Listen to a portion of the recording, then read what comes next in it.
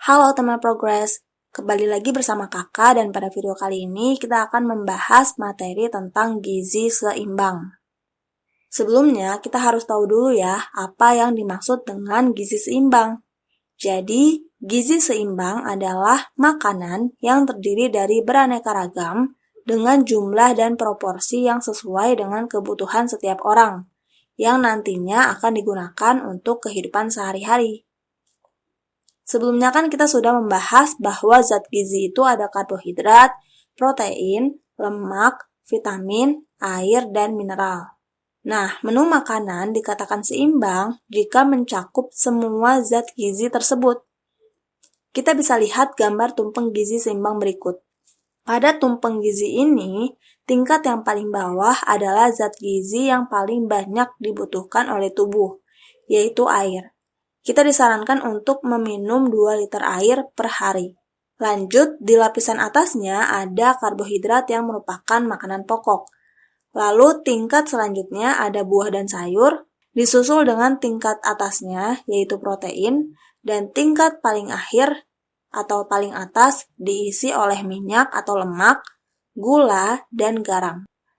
Porsi tiap tingkat gizi seimbang itu berbeda-beda tergantung dari makanan apa yang kita konsumsi. Contohnya, untuk makanan pokok itu bisa 3-8 porsi tergantung dari jenis makanannya. Misalnya, mengkonsumsi 3 porsi nasi itu setara dengan 5 porsi ubi atau 5 buah ubi. Jadi tergantung dari jenis makanannya ya.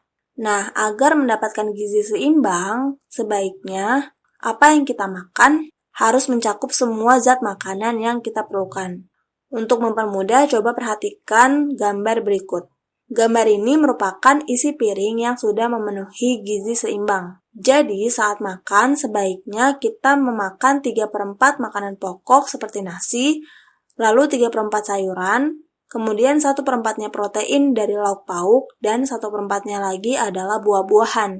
Jangan lupa kita juga butuh air. Oke, selanjutnya kita belajar tentang menghitung angka metabolisme basal atau AMB. Jadi, AMB ini berfungsi untuk mengetahui kebutuhan minimal energi untuk melakukan proses tubuh yang vital. Seperti yang kita tahu, bahwa energi yang dibutuhkan oleh setiap orang itu berbeda-beda, tergantung dari umur, jenis kelamin, aktivitas, dan juga berat badannya. Sebenarnya ada beberapa cara untuk menghitung AMB. Tapi di sini kakak ingin mengajak kalian semua untuk menghitung AMB dengan menggunakan 2 cara.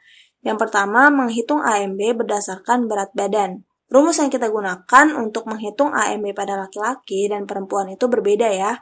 Rumus menghitung AMB pada laki-laki adalah berat badan dalam satuan kilogram dikali 1 kilokalori dikali 24 jam. Sedangkan pada wanita, kita pakai rumus berat badan dalam satuan kilogram dikali 0,9 kilokalori dikali 24 jam. Misalnya diketahui terdapat seorang wanita yang memiliki berat badan 50 kg. Berarti AMB-nya adalah 50 dikali 0,9 dikali 24. Hasilnya adalah 1080 kilokalori. Lalu kita lanjut ke cara kedua. Pada cara ini, kita akan menghitung kalori berdasarkan umur, jenis kelamin, dan berat badan. Ada tabel tersendiri ya untuk cara ini. Untuk contohnya, misalnya ada wanita berumur 25 tahun yang memiliki berat badan 50 kg. Nah, umur dari wanita tersebut kan 25 ya. Kita lihat pada tabel, umur 25 itu ada di rentang antara 18 sampai 30. Dan berarti kita pakai rumus 14,7 dikali berat badan dalam satuan kilogram ditambah 496. Dan hasilnya adalah 1231 kilokalori. Ya, memang cara 1 dan cara 2 ini nantinya hasilnya sedikit berbeda. Karena untuk cara 1 pun, aspek yang dinilai hanya dari berat badan dan jenis kelamin.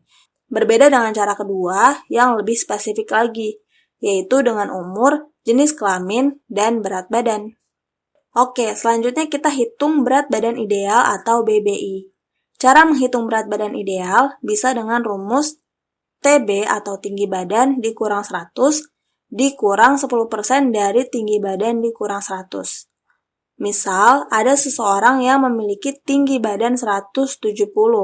Berarti berat badan idealnya dia adalah 170 dikurang 100 dikurang 10% dari 170 dikurang 100.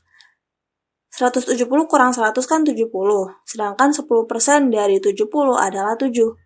Jadi hasilnya adalah 70 dikurang 7 sama dengan 63. Berarti berat badan ideal untuk seseorang yang memiliki tinggi 170 adalah 63. Oke, selanjutnya kita akan menghitung indeks massa tubuh atau IMT.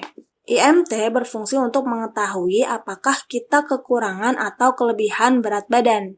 Rumus IMT adalah berat badan dalam satuan kilogram dibagi tinggi badan kuadrat dalam satuan meter. Jadi misalnya ada seseorang yang memiliki berat badan 50 kg dan tinggi badan yaitu 170 cm atau kalau diubah ke meter jadinya 1,7 meter. Maka IMT-nya adalah 50 per 1,7 kuadrat, sama dengan 50 per 2,89. Dan hasilnya adalah 17,3. Lalu kita lihat pada tabel, ternyata 17,3 itu ada di rentang antara 17 ke 18,5. Berarti masuknya ke kurus ya. Lebih tepatnya kekurangan berat badan tingkat ringan. Oke, itulah cara mengetahui gizi seimbang serta menghitung AMB, BBI, dan juga IMT. Sekian untuk video kali ini. Mudah-mudahan bisa membantu kalian semua dalam belajar. Semangat terus belajarnya dan sampai jumpa di video selanjutnya.